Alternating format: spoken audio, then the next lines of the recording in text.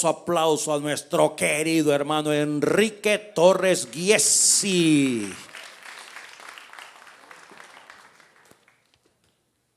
Bendiciones, iglesia. Vamos a iniciar en oración y los invito a que inclinen su rostro y pongamos esta noche de meditación en su palabra en sus manos. Padre, gracias que estamos en tu casa. Gracias, Señor, porque vamos terminando este día en el mejor lugar y es un gozo para nuestro corazón haber tenido esta oportunidad, esta bendición. Y damos gracias, Señor, por tus misericordias. Rogamos, Padre, que en este momento tu palabra edifique nuestros corazones, aliente nuestras vidas, Señor, y que tu Espíritu Santo, Señor, haga una obra en nuestro corazón, en los corazones de aquellos que te buscan, en los corazones de aquellos que están pasando una necesidad, un dolor, que están pasando alguna circunstancia que oprime su ser, que oprime sus pensamientos. Yo suplico, Padre, que tu palabra conforte, aliente y les lleve adelante, Señor. En el nombre de Jesús rogamos esto. Amén. El título del mensaje de esta noche es Buenas noticias que dan alegría. Estaba meditando un poquito acerca de las noticias y es que a mí me gusta, les voy a confesar, leer las noticias. De pronto procuro desconectarme un poquito porque a veces son muy negativas, pero tengo la costumbre de visitar 3 websites en la mañana, uno de Estados Unidos, uno de aquí de Canadá y uno de mi país de origen, pues para estar enterados de qué es lo que pasa, pero siempre estamos pues pendientes de una manera u otra con notificaciones, con videos, con no sé, circunstancias que vamos platicando con las personas, estar enterados de qué es lo que ocurre. Y la verdad es que vivimos en un mundo con muchas malas noticias. Estaba pensando en los conflictos armados que me ha tocado vivir desde que era niño. Les voy a revelar mi edad de manera indirecta. Yo recuerdo ver las noticias cuando estaba el conflicto entre Irak e Irán. Varios ni habían nacido, ¿verdad? También no se han de acordar, pero Irak e Irán estuvieron encerrados en una guerra por varios años. Y quizás unos más grandes se acuerden, por ejemplo, de la guerra en Vietnam, o quizás por aquí, no voy a ver a nadie en particular, se acuerden quizás del final de la Segunda Guerra Mundial, allá en los años 40. Hay personas que quizás estén, de nuevo no voy a ver a nadie entre nosotros, que quizás recuerden un poco de eso o hayan estado pequeños cuando haya ocurrido eso. Y a lo largo de todos estos años, de los 40, los 50, pasando por los 90, el conflicto otra vez en Irak, los 2000 en conflictos en los países balcanos y bueno, ahora lo que vemos por ejemplo entre Rusia y Ucrania, siempre ha habido malas noticias, conflictos armados, enfermedades, cosas terribles. Estaba también leyendo una estadística, algunos, yo creo que voy a mencionar la palabra y ni siquiera saben qué es eso, pero hubo una epidemia de poliomielitis y yo conocí en mi infancia a niños, todavía en esos años no se había erradicado la poliomielitis en México, que habían sido afectados y habían quedado ya en un estado de disminución física. Y bueno, es una enfermedad que varios de ustedes ni siquiera saben que existe porque se erradicó sustancialmente en prácticamente todos los países, pero afectó a miles, quizás millones de personas, de niños que fallecieron o quedaron afectados de manera física, de manera pues bastante sustantiva. Y así por el estilo hay muchas situaciones que son difíciles, crisis económicas, en nuestros países de América Latina, eso es todos los años, ¿verdad? La inflación de 8% que aquí digo es considerable y si es alarmante, eso no es nada. Si ustedes googlean la inflación en Argentina, por ejemplo, este año creo que alcanzó, perdón si nos están viendo en Argentina, quizás voy a dar mal el dato, pero creo que alcanzó más del 50%. Entonces eso es terrible. Devaluaciones en nuestros países, quizás nos haya tocado, conflictos armados, guerras entre ejércitos locales o no sé, pandillas, diferentes cosas tan terribles. Algunos quizás han vivido o pasaron por circunstancias donde algún ser querido haya fallecido a causa de la violencia en sus países y por eso se encuentran aquí entre nosotros en esta noche. Y bueno, todo el momento, todo el tiempo hay malas noticias y la Biblia también contiene muchas historias que son bastante crudas, bastante difíciles. Desde Génesis encontramos muchas que son difíciles de entender cómo Dios estaba manejando las situaciones, por ejemplo, con la vida de José para bendecir a un pueblo, para formar un pueblo y bendecir así a todas las naciones. Pero ese es un ejemplo, José, y bueno, encontramos por ejemplo también la historia en el Éxodo y muchas otras historias en la Biblia que son negativas, que tienen un peso fuerte por causa del pecado, por causa de la conducta del hombre. Pero al mismo tiempo, y este es el centro del mensaje, al mismo tiempo la Escritura va manejando, va revelando poco a poco, de manera progresiva, una historia que es una buena noticia y que da alegría. Y vamos a ir a las Escrituras, a Lucas capítulo 2. Vamos a leer unos versículos. Estábamos cantando justamente al respecto de esta historia hace unos instantes. Lucas capítulo 2. Y voy a leer básicamente en la Nueva Traducción Viviente todos los versículos para los hermanos que están ayudándonos. Voy a estar en esa traducción. Lucas capítulo 2, versículos 1, voy a avanzar básicamente hacia el versículo 14. Dice el versículo 1: en esos días Augusto, el emperador de Roma, decretó que se hiciera un censo en todo el imperio romano. Ese fue el primer censo que se hizo cuando Cirenio era gobernador de Siria. Todos regresaron a los pueblos de sus antepasados a fin de inscribirse para el censo. Como José era descendiente del rey David, tuvo que ir a Belén de Judea, el antiguo hogar de David. Viajó hacia allí desde la aldea de Nazaret de Galilea. Llevó consigo a María, su prometida, cuyo embarazo ya estaba avanzado. Mientras estaban allí, llegó el momento para que naciera el bebé. María dio a luz a su primer hijo, un varón. Lo envolvió en tiras de tela y lo acostó en un pesebre, porque no había alojamiento disponible para ellos. Esa noche había unos pastores en los campos cercanos que estaban cuidando sus rebaños de ovejas. De repente apareció entre ellos un ángel del Señor y el resplandor de la gloria del Señor los rodeó. Los pastores estaban aterrados, pero el ángel los tranquilizó. No tengan miedo, dijo. Les traigo, y aquí está el título del mensaje, buenas noticias que darán gran alegría a toda la gente. Lo voy a leer de nuevo. El ángel les dijo: no tengan miedo, les traigo buenas noticias que darán gran alegría a toda la gente. El Salvador, sí, el Mesías, el Señor, ha nacido hoy en Belén, la ciudad de David. Y lo reconocerán por la siguiente señal: encontrarán a un niño envuelto en tiras de tela, acostado en un pesebre. De pronto se unió a ese ángel una inmensa multitud, los ejércitos celestiales que alababan a Dios y decían: gloria a Dios en el cielo. Lo leo de nuevo, dice: gloria a Dios en el cielo más alto y paz en la tierra para aquellos en quienes Dios se complace. Vuelvo a leer los versículos 10 y 11. El ángel les dice a los pastores: no tengan miedo, les traigo buenas noticias, noticias que darán alegría a toda la gente, y estas son que el Salvador, el Mesías, el Señor, ha nacido hoy en Belén, en la ciudad de David. Y bueno, vamos a enfocar nuestro estudio de esta noche en estos versículos. Y primeramente quisiera contestar una pregunta que nos llegamos a encontrar, a escuchar en algunas conversaciones acerca de si nosotros como cristianos deberíamos de celebrar o no la Navidad. Y bueno, la respuesta a esa pregunta de sí o no debemos celebrar la Navidad tiene que ver como cómo entendemos la palabra celebrar. Si usted entiende la palabra celebrar con bebidas alcohólicas, con relajos, con situaciones de desorden, pues la respuesta es obvia. Obviamente nosotros como cristianos no celebramos de esa manera la Navidad.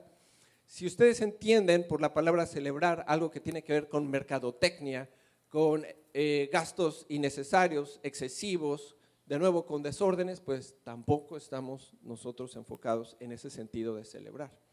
Para nosotros como cristianos, la celebración tiene que ver con esta noticia, con lo que ocurre alrededor de esa noticia, como por ejemplo los ángeles adorando a Dios, los mismos pastores también adorando a Jesucristo, presentándose para saber de su llegada. Nos invita este momento de celebración a la reflexión y también al agradecimiento. Eso es para nosotros la celebración de la Navidad. Y sí, hay adornos, un árbol, hay luces, hay esferas, no sé qué tengan ustedes en su casa, quizás algunos tengan un pesebre también, quizás ahí con algunas figuras, no lo sé. Algunos tengan quizás otros adornos muy particulares de sus países. Bueno, cada adorno debe apuntar precisamente a la persona de Jesucristo. Ahora, si ustedes son, o hay alguien que nos está sintonizando, que nos está viendo, y es de los que piensa, ustedes de los que piensa que no, es una fiesta pagana, tiene conexiones con alguna, no sé, cultura o algún culto. Bueno, la verdad es que prácticamente todo lo que nosotros vivimos tiene alguna conexión con alguna cultura o con algún símbolo pagano. Todo, prácticamente todo. Le voy a dar, por ejemplo, un dato. No sé, les voy a leer los días de la semana en inglés. Ustedes saben que son Sunday, Monday y ustedes continúan todo hasta el último, Saturday. Bueno, esos días de la semana tienen que ver precisamente con personajes griegos, dioses griegos. Por ejemplo, Sunday, tiene que ver con el sol, el dios del sol. Monday tiene que ver con moon, la luna. Bueno, ustedes en español o en francés se lo saben igualmente. Cada una de esas palabras tienen una conexión a un dios griego. Sunday, Monday, Mars o martes tiene que ver con el dios Ares. Miércoles, Mercury, tiene que ver con el dios Hermes. Júpiter, en español lo leemos bien. Jueves tiene que ver con el dios Zeus. Viernes tiene que ver con Venus, Afrodita. Y finalmente Saturday o sábado tiene que ver con Saturno y es una referencia al dios Cronos. Así que cualquier día de la semana o cualquier acontecimiento prácticamente en el que nosotros nos desenvolvamos tiene de alguna manera una conexión con alguna situación pagana. Entonces sería imposible decir que nosotros vivimos o queremos tener una vida totalmente desconectada del paganismo. No es así. Y bueno, la Navidad para nosotros es una celebración en la cual nosotros adoramos a Dios, reflexionamos en su obra y le damos gracias de que haya irrumpido en la historia para salvarnos.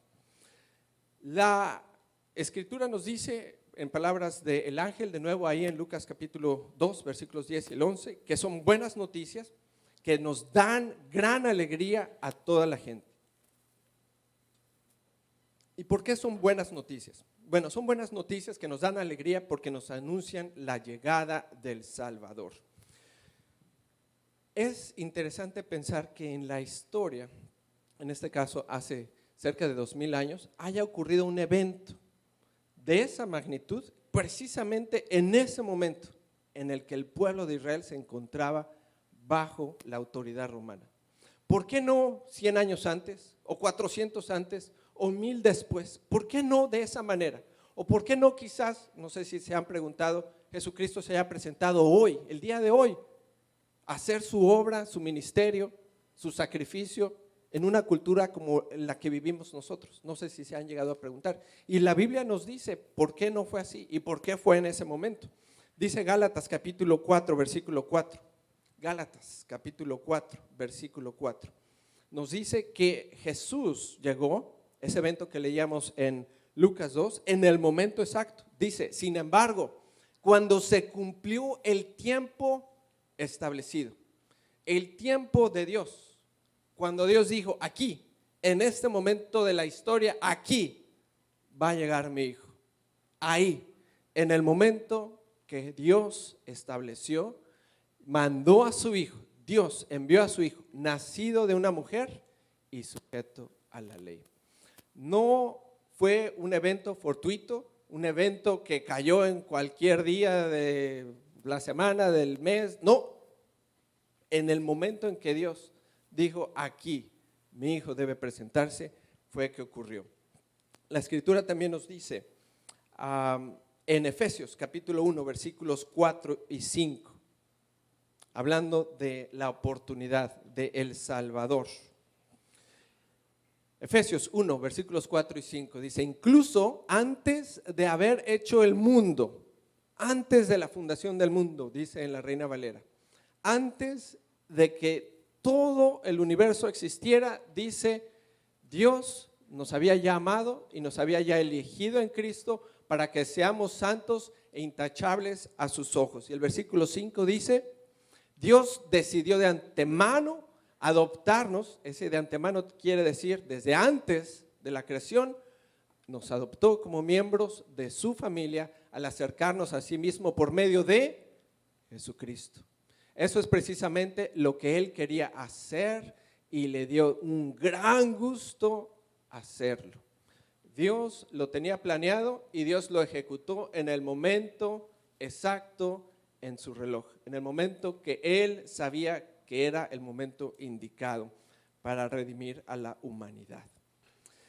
Lo más importante acerca de la buena noticia de que Él es nuestro Salvador es que Él vino a salvarnos de nuestros pecados. Sabemos por la historia que los judíos esperaban a un Salvador que los librara del Imperio Romano, que los rescatara de todos esos años que ya habían vivido de opresión, de invasiones y de estar sujetos a otras naciones. Esa era su esperanza. Eso era lo que ellos más anhelaban, que llegara un caudillo, los liberara, los guiara y pudieran volver a las glorias de Israel. Y dice Mateo capítulo 1, versículo 21, que sí llegó un Salvador en Jesús, pero llegó a salvarnos de algo más importante. Mateo 1, 21.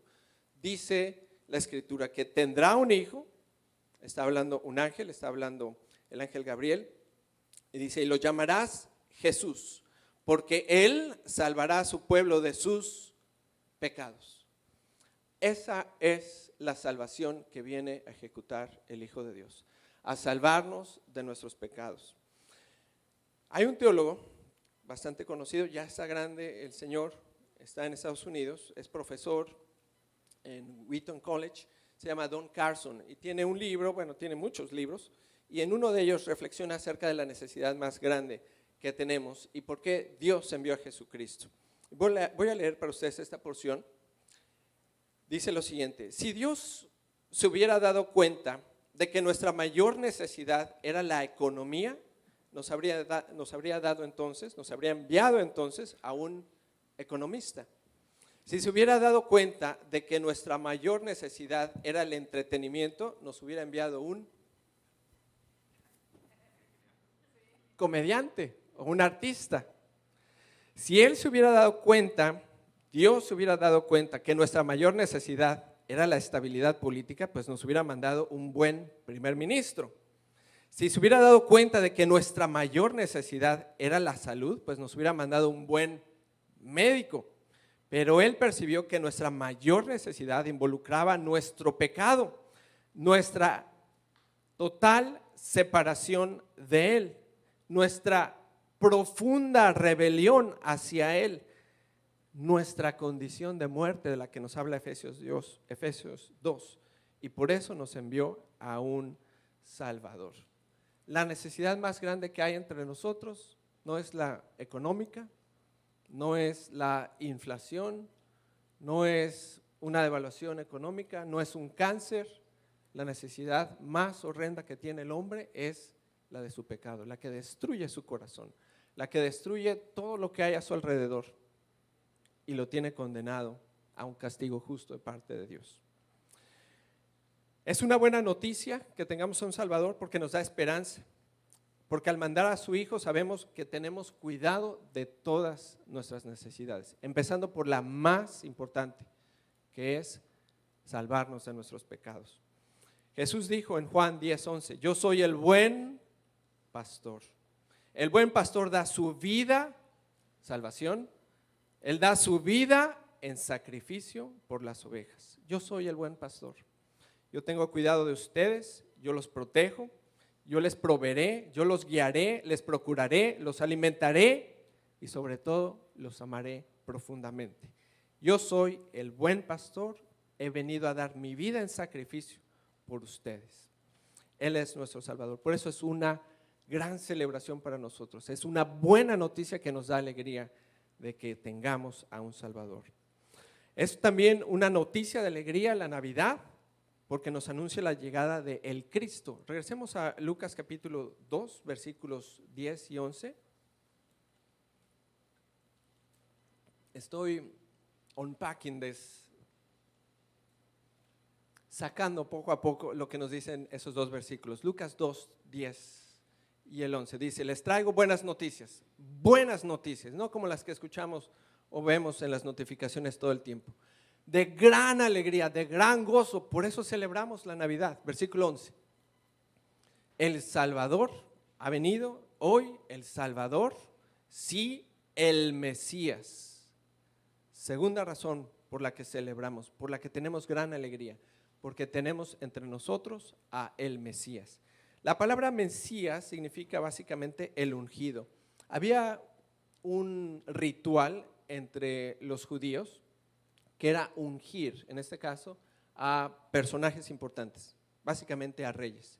Entonces nos está hablando la Escritura, en este caso el ángel diciendo, ha llegado el ungido, el rey de reyes y señor de señores. Dice la Escritura en Gálatas capítulo 4, versículo 5, que Dios es el que toma la iniciativa. Él, como el ungido, Él toma la iniciativa de venir a ejecutar su plan de redención. Dice, Dios envió a Jesucristo para que comprara la libertad de los que éramos esclavos de la ley, a fin de poder adoptarnos como sus propios hijos. Dios, en este caso, envía a Jesucristo como su ungido, como su representante para ejecutar su plan de salvación, para comprar la libertad de su pueblo. Dice Filipenses capítulo 2, versículos 6 y 7.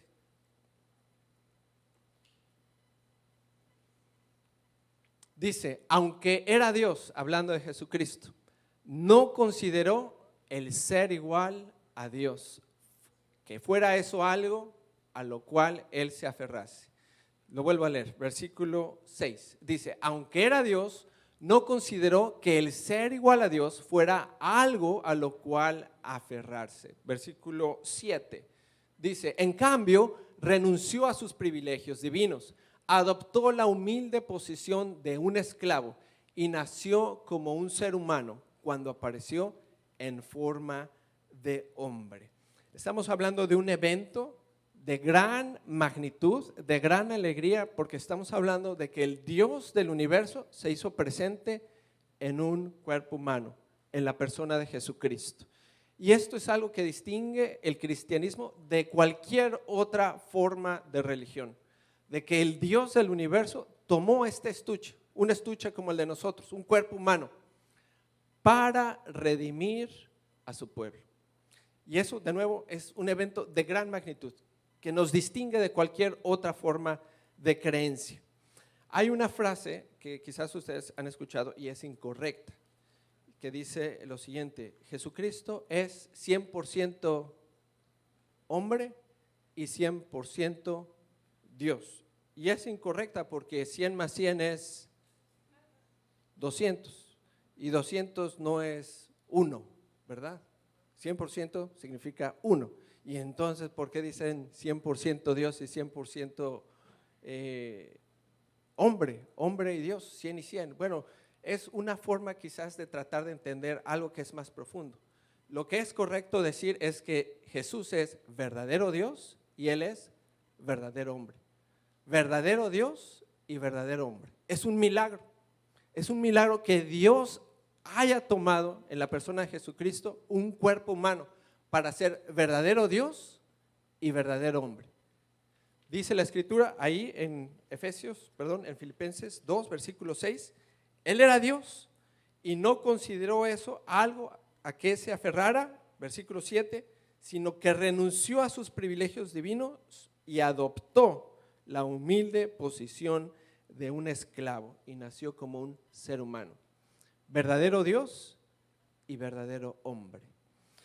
Un verdadero esclavo, dice la Escritura. Como un esclavo nació para ser humano, para servir, para completar su obra redentora a favor de sus escogidos, de los que Él ama. Son noticias que nos dan gran alegría porque nos anuncian también la llegada del Señor. Regresemos a Lucas capítulo 2, versículos 10 y 11. El ángel les dice: no tengan miedo, les traigo buenas noticias. Versículo 11 dice: ha llegado el Salvador, ha llegado el Mesías, el Rey de Reyes, ha llegado el Señor. La palabra Señor, en este caso en el contexto judío de esos momentos, de esos años, era la palabra kurios, y era la misma palabra que se utilizaba para una persona de gran, pero gran estatura. Por ejemplo, el César. Pero los judíos la utilizaban de una manera muy específica para referirse a Dios, diciendo: ha llegado el Salvador, ha llegado el Mesías, ha llegado el kurios, Dios. Dice Juan capítulo 1, versículo 3, que Dios creó a través de Jesucristo todas las cosas y nada fue creado sin Él. Estamos hablando de Dios entre nosotros, de Emmanuel entre nosotros, del creador del universo. Colosenses 1, versículo 16 dice: porque por medio de Él Dios creó todo lo que existe en los lugares celestiales y en la tierra. Hizo las cosas que podemos ver y las que no podemos ver, tales como tronos, reinos, gobernantes y autoridades del mundo invisible. Todo fue creado por Jesucristo, por medio de Él y para Él. El kurios, Dios, el mismo que dijo en Génesis capítulo 1 que haya luz, llega a este mundo para presentarse como el Señor. Él es también el Señor que controla las tormentas, dice Lucas capítulo 8 versículo 24. Controla todos los sucesos naturales, controla nuestra salud, controla cada molécula, cada célula que hay en nuestro cuerpo. Dice este versículo que los discípulos fueron a despertar a Jesucristo gritándole, diciendo: maestro, maestro, nos vamos a ahogar. Le gritaron. Cuando Jesús se despertó por los gritos, reprendió al viento y a las tempestuosas olas. De repente la tormenta se detuvo y todo quedó en calma.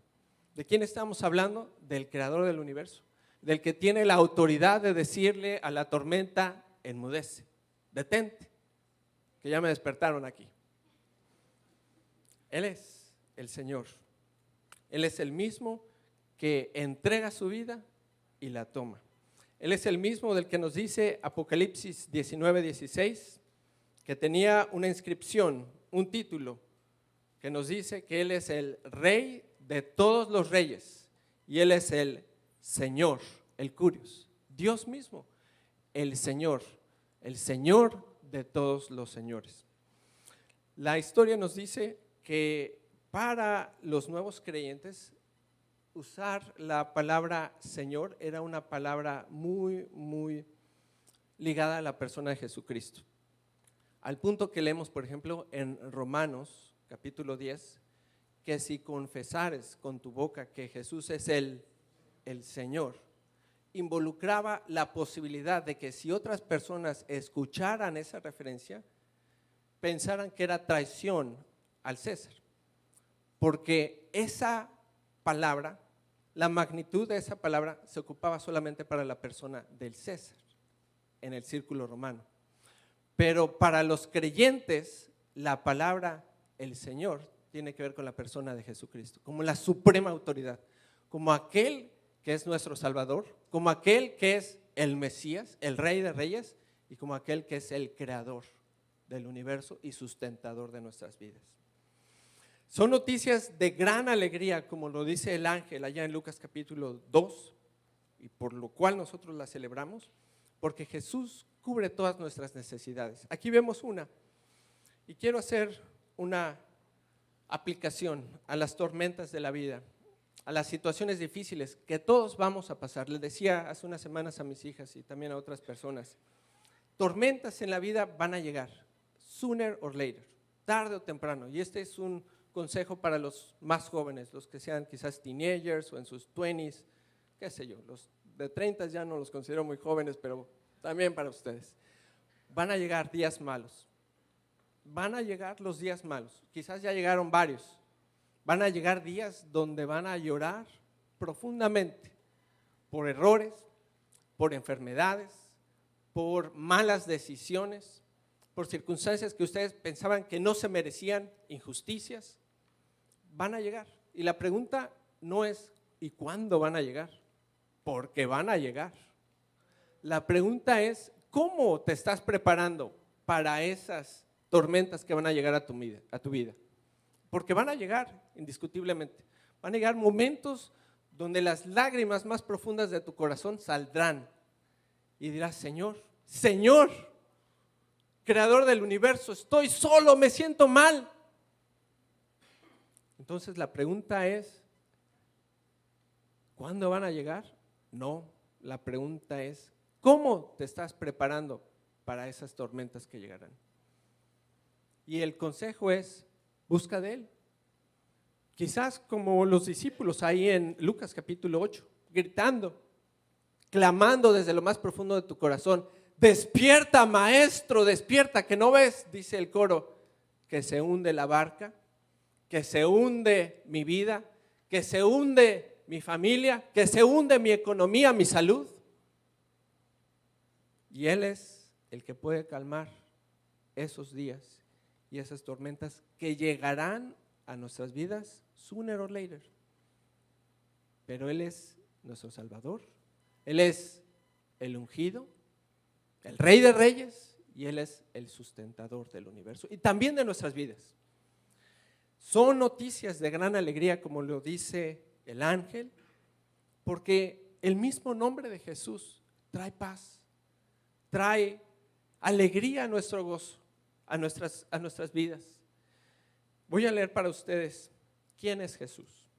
Él es el alfa y la omega. Él es el principio y el fin.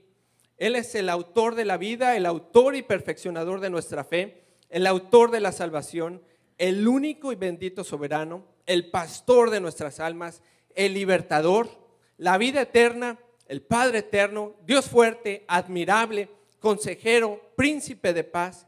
Él es el buen pastor, el gran y sumo sacerdote, cabeza de la iglesia, heredero de todo, poderoso Salvador, el gran yo soy.